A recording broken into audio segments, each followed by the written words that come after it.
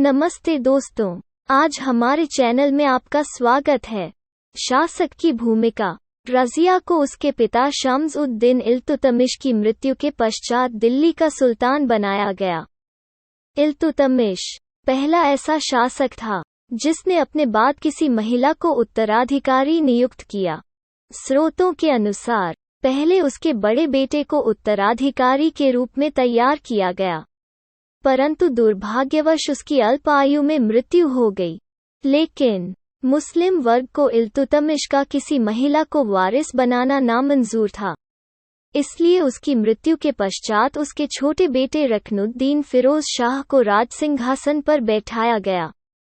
रखनुद्दीन का शासन बहुत ही कम समय के लिए था। इल्तुतमिश की विधवा शाह तुर्कोन का शासन पर नियंत्रण नहीं रह गया था।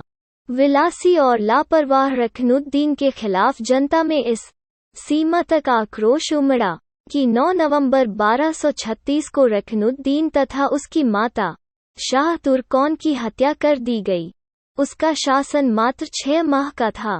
इसके पश्चात सुल्तान के लिए अन्य किसी विकल्प के अभाव में मुसलमानों को एक महिला को शासन की बागडोर देनी पड़ी और रज़िया सुल्तान दिल्ली की शासिका बन गई। शासन कार्यों में रज़िया की रुचि अपने पिता के शासन के समय से ही थी। गद्दी संभालने के बाद रज़िया ने रीति रिवाजों के विपरीत पुरुषों की तरह सैनिकों का कोट और पगड़ी पहनना पसंद किया, बल्कि बाद में युद्ध में बिना नकाब पहने शामिल हुई। रज़िया ने पर्दा प्रथा का त्याग कर पुरुषों की तरह चोगा, कुर्ता, काबा, कुल्लाह, टोपी पहनकर दरबार में खुले मुंह जाने लगी। रज़िया अपनी राजनीतिक समझदारी और नीतियों से सेना तथा जनसाधारण का ध्यान रखती थी।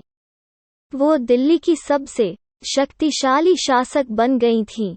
रज़िया और उसके सलाहकार जमात-उद-दीन याकूब एक हबशी के साथ विकसित हो रहे अंतरंग संबंध की बात भी मुसलमानों को पसंद नहीं आई।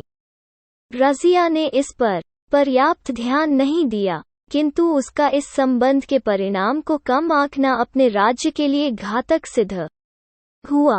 Press the bell icon on the YouTube app and never miss another update.